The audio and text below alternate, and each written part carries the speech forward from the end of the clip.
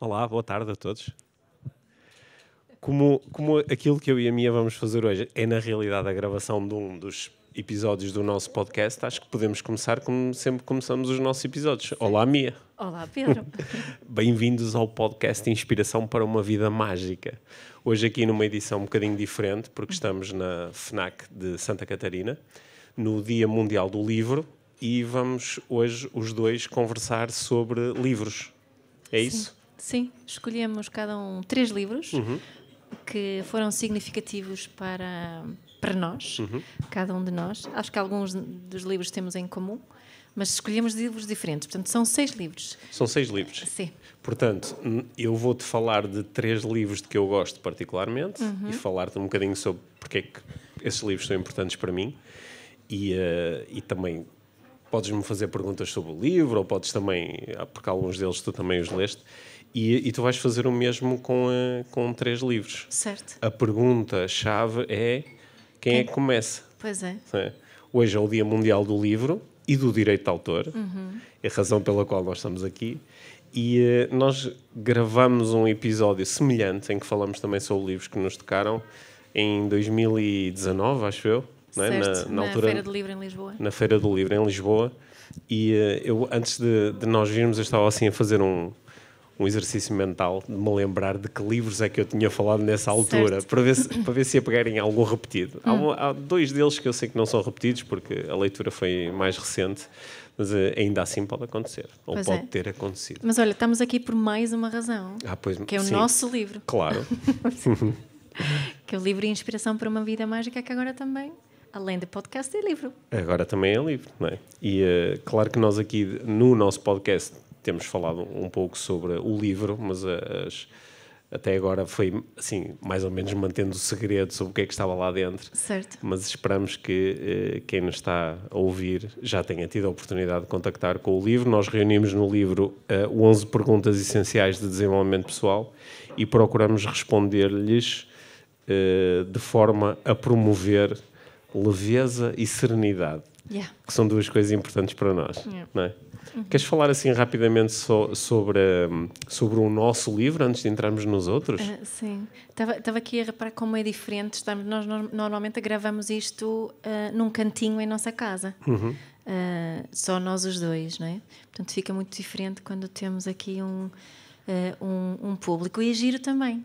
Portanto, queria só agradecer quem está aqui a partilhar este momento connosco. Inspiração para uma Vida Mágica. Isso quer dizer que quando nós estamos a gravar os dois sozinhos, tu não te lembras que depois aquilo vai ser ouvido por milhares de pessoas? Enquanto falamos, não. Ok, bom. Enquanto falamos, não. Só depois, quando tu me dizes que já são 1 milhão e... O podcast já está a chegar perto de 2 milhões de plays. Pronto, Sim. É bom, Assim, acho eu. sim. Sim, mas não me lembro disso quando estamos lá sozinhos. Mas não faz mal. Não. Inspiração para a Vida Mágica, uma Vida Mágica, o livro tem mesmo esse propósito de criar leveza e serenidade no meio de muita informação sobre desenvolvimento pessoal, no meio de muitas dicas, muitas fórmulas, muitas ideias sobre como é que nós devemos viver a nossa vida se queremos uma vida de sucesso, entre aspas. Portanto, os feedbacks que nós temos tido até agora em relação ao impacto do livro, eu estou muito feliz e contente com esses feedbacks porque penso que estão a mostrar que a mensagem que queremos passar em relação a essa leveza e serenidade está a chegar com as palavras aí partilhadas por nós, não é? Quer dizer que este é um livro bom para quem já saiu daquela onda do sucesso e da perfeição e do tudo. Não é? É um livro bom para quem já saiu dessa onda. Eu acho que é um livro bom também para quem está muito mergulhado nessa onda. Era o que eu ia dizer. Pode ser um livro perfeito também para quem está muito nessa onda e talvez possa querer encontrar formas de se relacionar bem com a vontade que tem de alcançar objetivos e cumprir sonhos e realizar metas. E a criar boas relações. Sim, mas fazendo isso, criando boas relações e conseguindo manter serenidade e leveza, em vez de viver uma vida de constante desgaste em busca de algo que, ainda por cima, muitas vezes é ilusório. Não é? E nós discutimos isso no livro, acho que de uma forma que a mim a mim me pareceu interessante quando reli o livro. Sim. Quando reli o livro tive muita sensação de... muitas vezes em desenvolvimento pessoal diz eu vou-te ensinar as coisas que eu gostava que me tivessem ensinado, e foi essa a sensação que eu tive a ler o livro. Eu gostava de ter lido este livro há uns 15 anos. Tinha-me poupado muitos dissabores e sobretudo muito desgaste. Portanto, espero que todos gostem muito do Inspiração para uma Vida Mágica. Eu acho que nós, com este livro, também assumimos aqui um bocadinho um papel de curadores de desenvolvimento pessoal. Não curador como aqueles nos museus que escolhem as peças de arte para expor, não é? Procuramos aqui escolher aquelas peças-chave que nós acreditamos que façam a maior diferença e falar sobre essas peças de uma forma leve e serena. Não é? E a razão pela qual nós fazemos isso não é propriamente porque tínhamos criado estas abordagens todas, é mais porque, à semelhança do que vamos fazer hoje, valorizamos muito ler, valorizamos muito aprender, participar em cursos, expor-nos a formas diferentes de olhar para o mundo e para a vida. E aqui neste livro nós recorremos precisamente a muitas dessas abordagens que estão por trás de muitas das nossas propostas. E acho que muitas dessas abordagens foram conhecidas precisamente através da leitura de livros. Nós ambos gostamos imenso de ler, não é? E isso liga-nos aqui ao nosso tema de hoje, que é falar sobre livros que são especiais para nós. Sim. Como o livro que está... Nós temos aqui uma pilha de 6 livros à nossa frente. O que está em cima foste tu que escolheste. Sim, queres começar por aí? Começo eu? Sim. Pronto. O primeiro livro que eu escolhi, É grande. Não... É muito, mesmo grande, eu não tinha noção. Eu não li esta versão, eu li a versão em inglês, que é o livro do Jon Kabat-Zinn, que é o pai do mindfulness no Ocidente. Este senhor americano que criou o programa de redução de stress baseado em mindfulness. E a primeira vez que este foi traduzido em português, e saiu mesmo agora, mais ou menos ao mesmo tempo que é o nosso livro. E eu li na altura em e-book, mas foi um livro que em inglês se chama Full Catastrophe Living, ou seja, a vivência na catástrofe total, não é? E um livro que para mim representa assim, uma sabedoria enorme disto de mindfulness. Foi o livro sobre mindfulness que mais impacto teve em mim. Eu li-o quando fiz a minha formação de instrutora de mindfulness em 2013, 13. E teve um grande impacto em mim. Ainda me lembro quando estava a ler o livro no jardim dos meus pais ao sol, porque sim, na Suécia também faz sol, já agora. Sim. E queria só ler aqui a primeira, assim, uma pequena citação que o Jon Kabat-Zinn tem aqui no início, que acho que resume aqui muito bem o feeling criado aqui e a proposta deste livro. E estas palavras não são do Jon Kabat-Zinn, são de uma senhora de 85 anos de Kentucky. Ela diz assim: já tive os meus momentos, e se tivesse de repetir tudo novamente, teria tido mais ainda. De facto, tentaria não ter mais nada, apenas momentos, um após o outro, em vez de viver tantos anos à frente de cada dia. E acho que esta proposta deste livro é esta de nós podemos viver cada momento do nosso dia, na sua plenitude, com tudo o que ela contém, e não propriamente para mudar. Não é? Que cada momento tem o seu valor, a sua beleza. É um bocadinho como diz o Fernando Pessoa, não é? Que um dia de chuva é tão belo como um dia de sol. Ambos existem, cada um como é. Essas palavras também podiam estar aqui neste livro. E o que é que eu... Para mim foi esta grande um acordar a ler sobre essa possibilidade, porque eu até ler este livro não percebia bem o que significava isto de viver cada momento na sua plenitude, como ela se apresenta. Vivia, não é? Tu sabes muito bem, ainda sou uma pessoa ansiosa, que lida com ansiedade com frequência. E uma das grandes aprendizagens deste livro foi de não fugir da minha ansiedade, no fundo de estar com ela e conseguir explorá-la e perceber o que é que ela me comunica, e também perceber que ela é minha amiga em muitos momentos. Não é? O subtítulo do livro em português é A Vida Como Ela É. E acho que isto que nós falamos tantas vezes sobre isto, e falamos sobre isto também aqui no Inspiração para uma Vida Mágica e nas palestras de Tour/IVM que temos feito, de conseguirmos estar com a vida tal como ela se nos apresenta.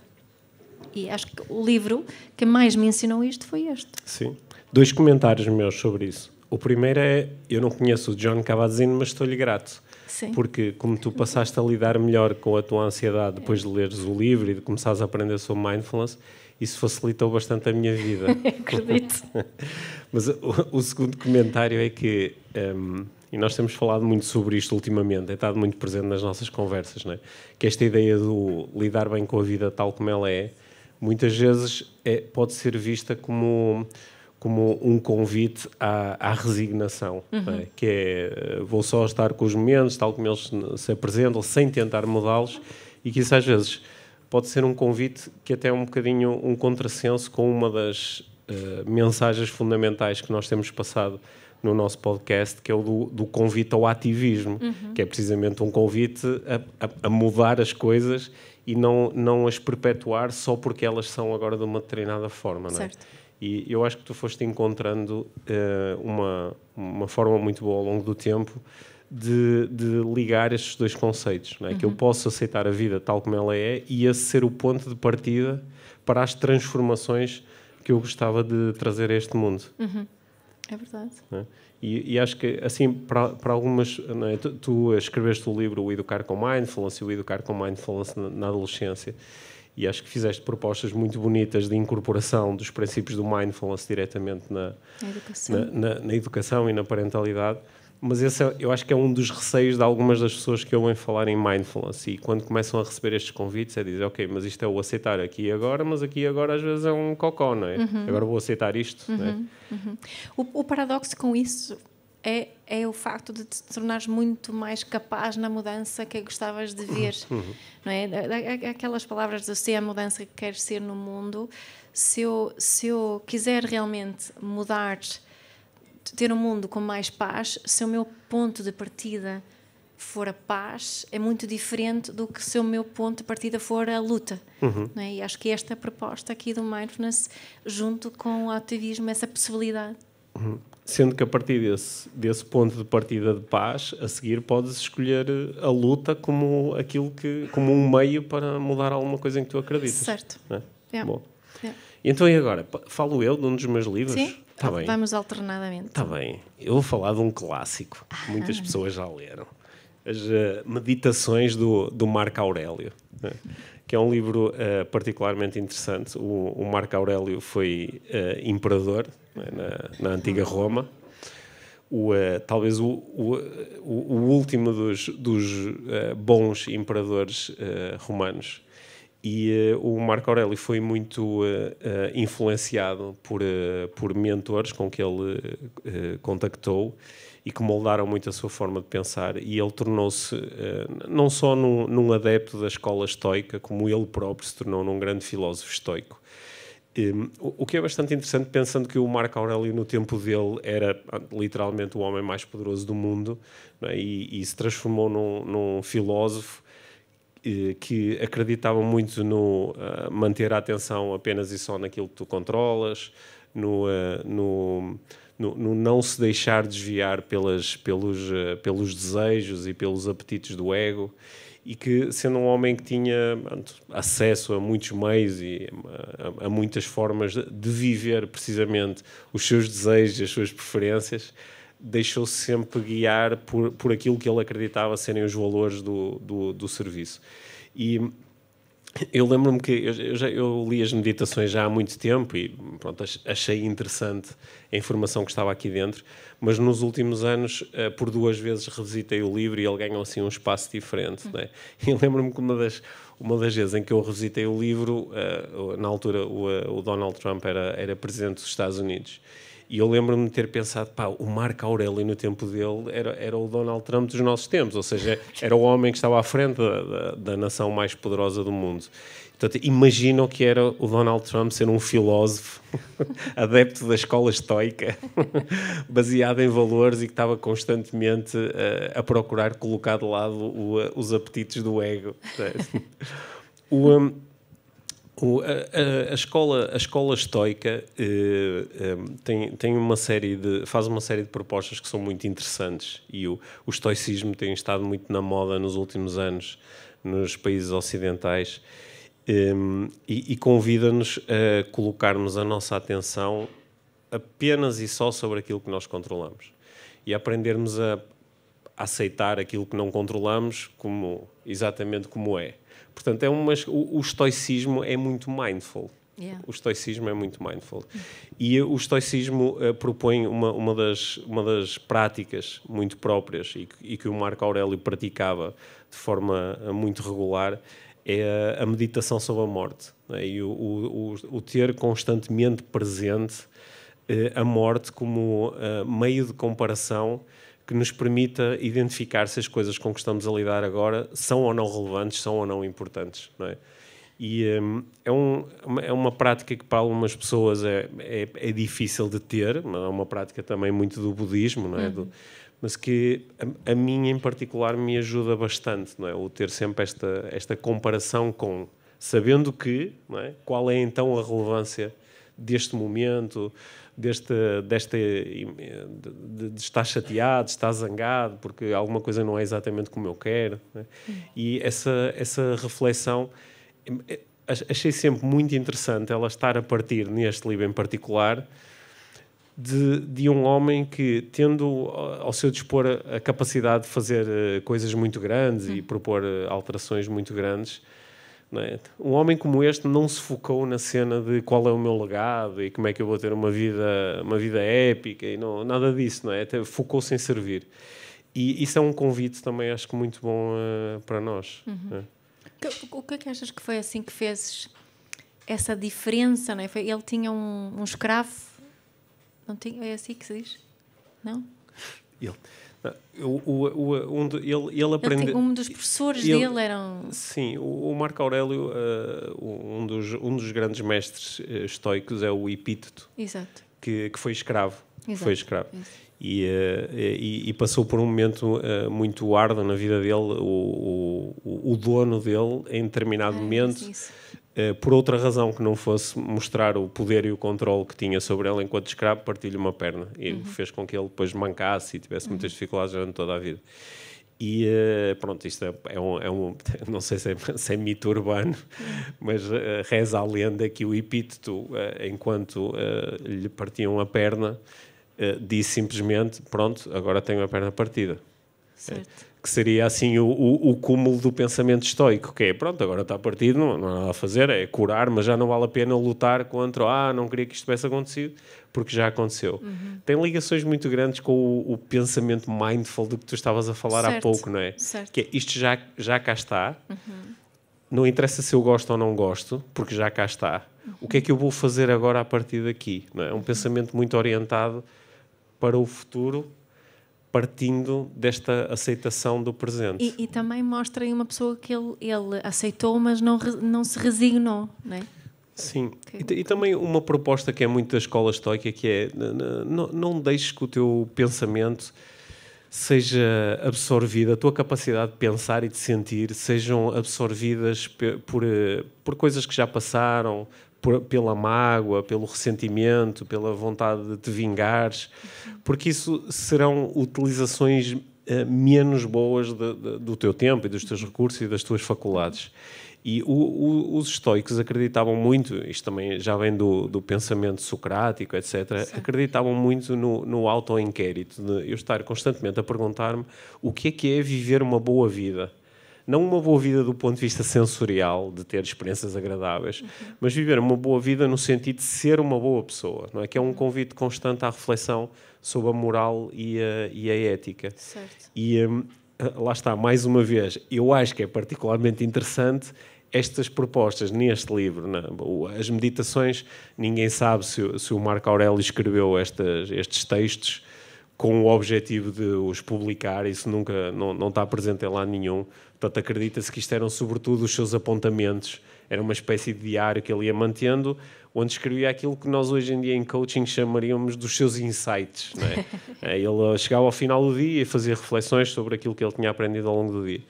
E muitas vezes refletindo sobre momentos em que se descontrolou, em que sentiu raiva, em que ficou zangado com alguém só porque tinha uma opinião diferente. E, portanto, ler estas meditações, pelo menos para mim, é bastante apaziguador. Portanto, são meditações, não é... É mesmo, são reflexões. São reflexões, sim. O livro chama-se Meditações. São reflexões muito fáceis de ler e onde o Marco Aurélio reflete sobre as relações, sobre a parentalidade, sobre o exercício do poder, que claro que era uma coisa muito importante para ele enquanto imperador, e sobre o dinheiro, sobre o trabalho. Claro que muitas coisas também são circunstanciais e contextuais e têm a ver com aquele tempo, mas acho que podemos aprender muito a ler este livro. Sim. Tenho assim a ideia de que esta onda do estoicismo, né, que parece que acordou muito com o trabalho do Ryan Holiday, que apela muito a um público masculino. Sim, porque algumas das práticas estoicas são práticas também de aprenderes a não te deixar ir constantemente atrás do prazer e constantemente a fugir da dor. Não é? Portanto, os estoicos tomavam banho de água gelada, acreditavam na pertinência do exercício físico vigoroso. E daí ter vindo a expressão no ser estoico. Sim, embora hoje em dia o adjetivo, não é? Quando dizemos que alguém é estoico, não é? Ou tem um comportamento estoico, nós estamos normalmente a dizer que a pessoa se absteve de viver emoções, não é? E que nunca desiste. Sim, sim, mas é muito o abster-me, não é? Perante aquela situação, ele tem um comportamento estoico, aguentou, não é? E isto não é bem exatamente isto que a escola estoica propõe. Certo. Mas acho que fica aqui uma proposta, ler mais sobre isto. Um dia fazemos um episódio no podcast só sobre estoicismo. Tens que estudar, eu também, então. Pronto. Então, minha vez, não é? Sim. Então, a pandemia trouxe-me assim uma possibilidade de estudar uma coisa que eu andava há uns bons anos a querer estudar profundamente. Já tinha lido várias coisas, mas queria mesmo estudar, que era a comunicação não violenta, que é uma forma de comunicar e uma forma também de encarar a vida, desenvolvida pelo psicólogo americano Marshall Rosenberg. O livro foi recentemente traduzido para português também, finalmente, e tem tido assim estes... Eu sempre gostei da comunicação não violenta. No fundo, é uma comunicação mindful, onde nós procuramos falar sem julgamentos, focando-nos e assumindo responsabilidade por aquilo que é nosso, não é? As minhas emoções e as minhas necessidades e aquilo que eu quero partilhar com o outro e pedir ao outro. E tem a comunicação não violenta, no fundo, tem duas pernas. Uma perna que tem a ver com isto, da minha comunicação sobre mim, da minha honestidade, e a outra perna que é a empatia, que é eu conseguir empatizar contigo, oferecer-te aquele espaço para tu poderes fazer o mesmo. E assim, a principal coisa que este livro me trouxe, os estudos que tenho feito, é esta consciência sobre as minhas próprias necessidades e a forma como essa consciência cria tanta leveza e serenidade na minha vida. E tenho uma frase que eu escolhi outra vez, não é? E esta frase é: se não valorizarmos as nossas necessidades, é provável que os outros também não as valorizem. E o Marshall Rosenberg, ele fala da consciência sobre as necessidades em forma, e falarmos sobre eles em forma de cocó ou como presentes. E a comunicação não violenta ajuda-nos a falarmos sobre aquilo que é nosso, em forma de presente para o outro, com clareza, e lembrando sempre a parte da empatia, não é? Sem ataque, sem julgamento. Ele fala da língua do girafa. Ele escolheu girafa como metáfora para esta língua porque a girafa é um animal que tem o maior coração de todos os animais. E o oposto da língua, a linguagem do girafa é a do chacal, às vezes também chamada de lobo, que é aquela língua que nós ouvimos muito, do ataque ao outro, de culpabilizar o outro, de responsabilizar o outro por coisas que na realidade são nossas. E eu acho que este livro é assim é incrível. Dá tantos insights quando lemos este livro. Eu já li o livro 3 vezes.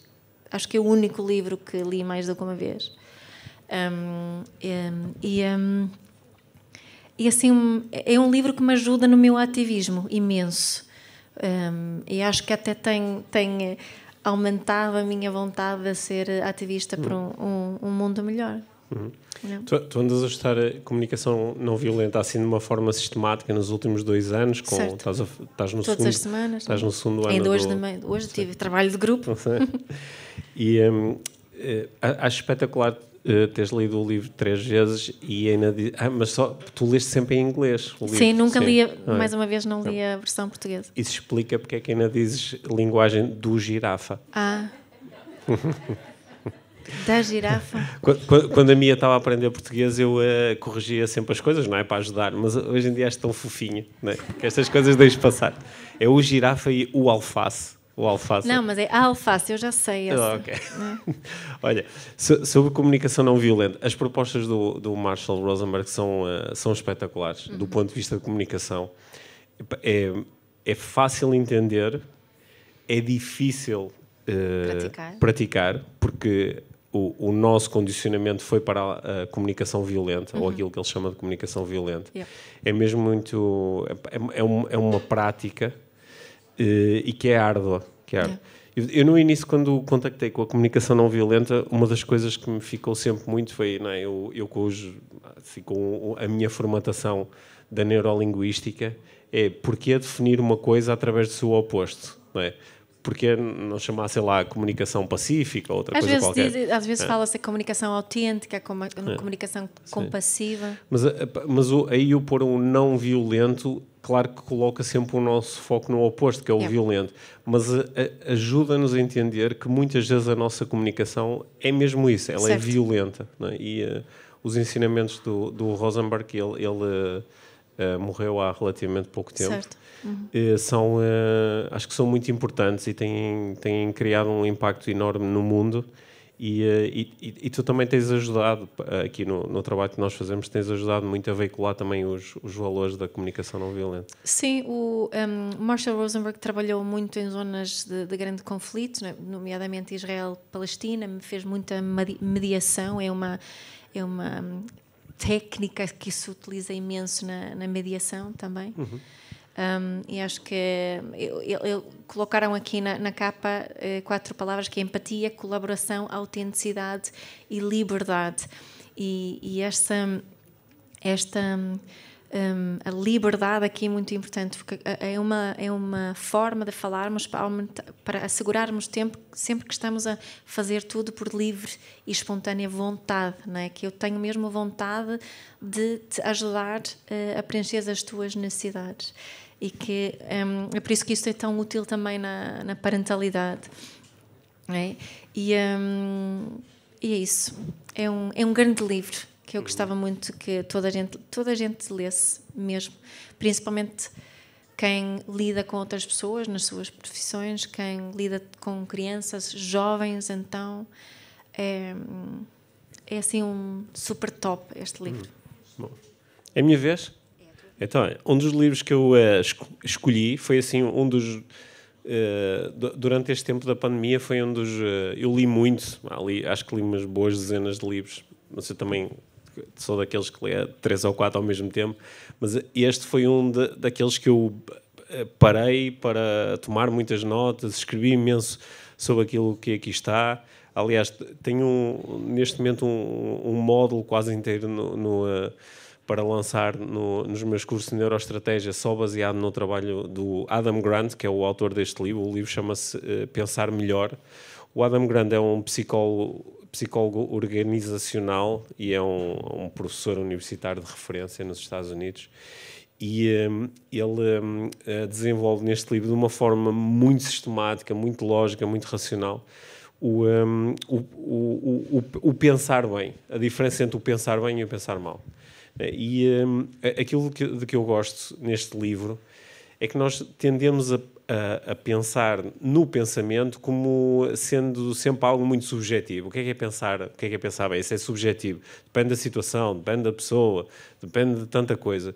E aquilo que o Adam Grant propõe não é bem isso. É, pelo outro lado, é uma reflexão objetiva sobre aquilo que é o pensamento e que em determinadas situações, nomeadamente quando estamos em conflito, quando estamos em negociação, quando estamos em argumentação, que há formas corretas de o fazer e há formas incorretas de o fazer. O livro está cheio de exemplos, está cheio de técnicas e processos linguísticos e a mim ajudou-me muito a pensar melhor. Não te calavas enquanto lias o livro. Eu às vezes tenho a sensação que li um livro, mas foi o Pedro que leu, porque ele conta-me tanto sobre aquilo que anda a ler que parece quase que eu li. Mas foi eu que te ofereci o livro. Sim. O Adam Grant acredita muito no desenvolvimento da nossa capacidade de pensar através da exposição ao contraditório. Não é? De nós conversarmos com pessoas que têm crenças diferentes das nossas, que acreditam, têm valores políticos diferentes dos nossos, têm crenças sobre a parentalidade, ou as relações, ou a vida, ou os clubes de futebol, ou o que é que seja, têm crenças, opiniões e dizem coisas diferentes daquelas que nós dizemos. Isto, por várias razões, nós já aqui no podcast temos desenvolvido tanto esta ideia de que nós vivemos cada vez mais dentro de bolhas, onde só entram, os algoritmos têm ajudado muito a fazer isso, não é? Só chega até nós aquilo que reforça as nossas crenças. E dessa forma temos dificuldade em pensar melhor. Porque continuamos só a reforçar as nossas formas de pensar, que às vezes não são de facto as melhores em relação aos mais variados temas. Ele no outro dia partilhou uma coisa no Instagram que acho que representa bem isto também, que ele dizia que o melhor feedback que podes receber da outra pessoa com quem estás a falar não é concordo contigo, é fizeste-me pensar. Fizeste-me pensar, sim. Ele fez-me pensar com isso que escreveu. Ele faz-me sempre pensar. Gosto muito dele, do que ele escreve e partilha, e faz-me mesmo pensar. Muito bom. Sim, porque a partir do momento em que tu começas esta busca de como é que eu posso melhorar a minha capacidade de pensar, como é que eu posso pensar de forma mais adequada, mais correta, e também, lá está, ligando outra vez aqui a moral e a ética, de uma forma que é mais adequada àqueles que eu acredito serem os valores corretos para nós enquanto sociedade, para nós enquanto humanidade. A partir do momento que tu começas nessa busca, ler um livro como este pode ser mesmo muito importante, porque te dá algumas referências, ajuda-te a identificar vieses que tu tens naturalmente no teu pensamento, ajuda-te a recuperar alguns dos efeitos inconscientes que nós temos que deturpam e distorcem a informação. E claro que isto não é um trabalho simples, por isso é que ele é tão difícil para muitos de nós, porque para tu pensares melhor tens que ir descobrindo que as formas que tu tens de pensar agora talvez não sejam as mais adequadas, não é? E como nós muitas vezes ficamos tristes quando pensamos que afinal estava errado, ou afinal não sei nada disto, e isto muitas vezes gera em nós sentimentos de inferioridade ou de vergonha, tendemos a fugir daí, não quero saber disto, ou não deve ser assim, ou isto agora não interessa, ou disfarçamos, não, eu já sabia, não, eu já era assim. e fugimos disso. Porque não nos habituamos, não é? Eu penso muito nisto do ponto de vista de ancoragem, não é? Imagina que quando nós andávamos na escola, sempre que a professora nos fazia, ou o professor nos fazia uma pergunta e nós dizíamos não sei, e ele batia palmas e dizia que bom que não sabes, que agora podes aprender, que fixe, não é? Pronto, claro que era no teste, mas pronto, isso agora não interessa, não é? Vais poder aprender e melhorar. Olha, agora deste-me também aqui a oportunidade só de dar a minha habitual achega em relação das escolas e o pensar. De uma vez uma mãe contou-me que tinha que resolver um problema junto com o filho pequenino. E disse ao filho, então, espera lá, vamos lá pensar nisto. E o menino colocou as mãos na cabeça e disse, pensar não. O que é que ela percebeu? Que na escola, que em vez de simplesmente só dizerem, olha, ficas de castigo, embora eu não concorde com castigos de todo, que toda a gente sabe, pelo menos sejam honestos com o que estão a fazer, porque a associação do menino ao pensar foi ser colocado de castigo.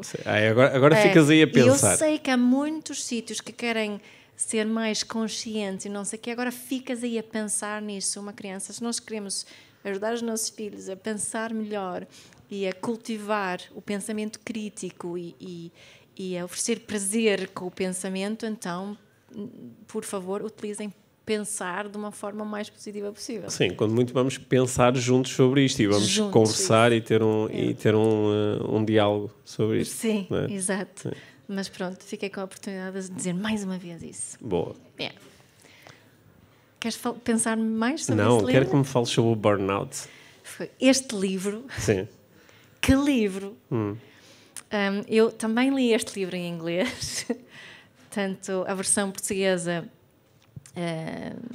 sei de muita gente que leu porque o recomendei, e é um livro que é mais virado para mulheres. Aliás, o subtítulo é O Segredo para Quebrar o Ciclo do Stress da Mulher. Quando eu li este livro, aprendi imenso sobre mim, sobre as minhas formas de reagir em certas situações e o que é que estava a acontecer comigo até fisicamente, fisiologicamente, biologicamente. A Emily Nagoski ela trabalha muito com educação sexual, entre outras coisas, está muito virada para as mulheres, mas para quem tem interesse em relações com mulheres, este livro é excelente, porque desfaz tantos mitos sobre o funcionamento do corpo feminino, entre outras coisas, e explica-nos também porque é que tantas mulheres, eu sei que homens também, mas acima de tudo mulheres, acabam com esgotamentos e burnout. E ela... Há tanto que eu posso falar sobre este livro. Eu fiz uma partilha sobre este livro no meu Instagram e acho que a partilha fez com que ele chegou ao top da book, porque acho que foi uma partilha mesmo do coração da importância deste livro. Então és uma influencer minha. Fogo, já viste. E uma coisa que eu acho que esta senhora aqui, a Emily Nagoski, que ela escreveu aqui com a irmã também, consegue escrever sobre mulheres, mas respeitar a individualidade de cada uma de nós. Ela até escreve aqui: arte, orgasmos e propósito na vida. Provavelmente irá reconhecê-los quando os encontrar. São diferentes de qualquer outra coisa e não há duas pessoas que os experienciem de igual maneira. Ela tem sempre este grande respeito quando escreve. Nem sei o que destacar, porque aprendi tanto a ler este livro. Acho que vendeu bem. Não só por minha causa, mas porque é realmente um livro revolucionário nesta área e dá assim Eu senti-me muito vista como mulher quando li este livro. E acho que por isso também que eu recomendo tanto quando eu trabalho que eu trabalho acima de tudo com mulheres em acompanhamentos individuais, e acho que acabo sempre por recomendar este livro. Quem me procura está muitas vezes ou já num burnout ou a roçar o burnout. Mas também recomendo este livro a homens porque aos maridos destas mulheres com as quais eu trabalho, porque também os ajuda a perceber o que se está a passar de uma forma melhor e não se culpabilizarem e não acharem que estão a fazer coisas erradas, mas que há aqui explicações, porque ela é um livro muito científico também, ela apresenta aqui imensos estudos para não é? dar suporte e essência aqui este trabalho. Portanto, é um livro que também quero recomendar imenso. Esse foi um daqueles livros em que eu posso falar do mesmo efeito que falavas há pouco. Eu não o li diretamente, mas foi como se eu tivesse lido, porque quando tu andavas a lê-lo, ele provocou-te tantos momentos de insight e confirmação e compreensão que foste partilhando imenso. Eu aprendi coisas sobre mim, o meu corpo de mulher acho que tinha 44 quando li. Aos 44 anos não faz sentido não ter aprendido antes, na realidade. Estamos prontos para o último livro? Yes! Então é bem. O último livro é um livro que foi... ele foi publicado pela primeira vez há 99 anos, em 1923. Chama-se O Profeta. Foi escrito pelo Khalil Gibran. E é o livro deste mês no nosso clube do livro, no IDM+. Este livro é considerado o livro mais lido do século XX. Ele vendeu 30 milhões de cópias ao longo do século XX. Vai ser como uma inspiração para uma vida mágica daqui a 100 anos. Exato. E eu gostei muito deste livro quando o li, porque ele é um livro sobre a espiritualidade, mas escrito de uma forma muito poética. O Khalil Gibran tem assim uma forma de escrever que é bonita. Ele é sofista. Sim, que ressoa assim e desperta muitas sensações bonitas dentro de nós, não é? E ele criou aqui um cenário em que há um profeta, um homem sábio que vai abandonar uma cidade onde ele viveu durante muitos anos e as pessoas juntam-se durante alguns dias para se despedir dele e fazem-lhe perguntas, pedem-lhe para ele partilhar as suas reflexões e ensinamentos. E, portanto, cada capítulo do livro é sobre um tema em particular, mas ele faz reflexões sobre o amor, as relações, os filhos, a liberdade, a razão, a paixão, a dor, o autoconhecimento, a educação, etc, etc. E uma das coisas que eu às vezes fico um bocadinho frustrado quando leio sobre a espiritualidade, porque é um tema que me interessa, mas onde muitas vezes acontece aquilo que se chama, que os americanos chamam de word salad, não é? Que é, eu pego num monte de conceitos que são muito abstratos e pego em um monte de palavras que são muito abstratas e parece que meto aquilo na misturadora e depois saem assim umas frases que parece que querem dizer alguma coisa, mas na realidade não querem dizer nada. E eu gosto de olhar para a espiritualidade de uma forma prática e de uma forma analítica, que é esta afirmação que eu estou a fazer, ela vem de onde? É uma crença que eu tenho? Ou é uma investigação que eu fiz? Qual é a minha evidência? Se não for para fazer isto, que seja de forma poética. Que seja de uma forma onde claramente mostramos que eu estou a despertar os teus sentidos internos. Não é? E eu acho que é isso que o Khalil Gibran faz. E, portanto, por isso é que nós também escolhemos este livro para... Ele tem, assim, uma capacidade de, metaforicamente, tornar as coisas bastante claras, não é? Sim. Tem uma clareza ali na escrita que eu gosto muito. E aqui esta é a figura de um profeta, não é? Que está a dar orientações, mas as orientações elas são muito leves. São mais, e por isso é que eu gosto, são mais criação de possibilidades do que propriamente imposição de tens que fazer assim ou tens que fazer assado. E isso é uma coisa que me interessa muito pouco como instrutor de desenvolvimento pessoal, é ensinamentos que são muito fechados, que é assim, isto está certo, aquilo está errado. E gosto mais da abertura de possibilidade. E este livro a mim abriu muitas possibilidades em relação às relações, em relação a olhar para os filhos, não é? Assim, de uma forma muito... Eu já utilizei 2 vezes a palavra bonito, porque é isso que eu sinto quando estou a ler o livro. É um livro mesmo muito bonito. E, aliás, aqui na capa até diz um dos livros mais amados de sempre. Não é? E, portanto, é uma proposta, é um livro muito pequeno, que é fácil de ler e acho que pode trazer algum encantamento em alguns momentos da nossa vida. Sim. No Educar com Mindfulness tem lá a parte das crianças, salvo erro. Colocamos lá um bocadinho. Falas lá um bocadinho do Khalil Gibran. Sim. Yeah. É um livro, há bocado falei do pensar melhor, não é? E de repente aparece aqui um livro que é totalmente diferente. Yeah. Não é? É totalmente diferente, tem uma linha totalmente diferente, mas acho que provavelmente íamos encontrar pontos de contacto se quiséssemos, porque é uma outra forma de falar sobre pensar melhor. Yeah. Bom. E sobre as coisas de costume, da vida e relacionamentos e amor. Sim, que fazendo aqui um gancho perfeito, foram as coisas de que nós falamos no Inspiração para uma Vida Mágica. Eu estou sempre a tentar pôr os livros com as costas para lá e estás sempre a pôr ao contrário. Portanto, há uma forma de pensar melhor e há uma forma melhor de organizar Estás a ver os como livros. eu não utilizei os ensinamentos todos só com este comentário. É assim tão difícil isto. Olha, mas eu aqui cheio de esforço a fazer o gancho para o nosso livro, para a Inspiração para uma Vida Mágica, não é?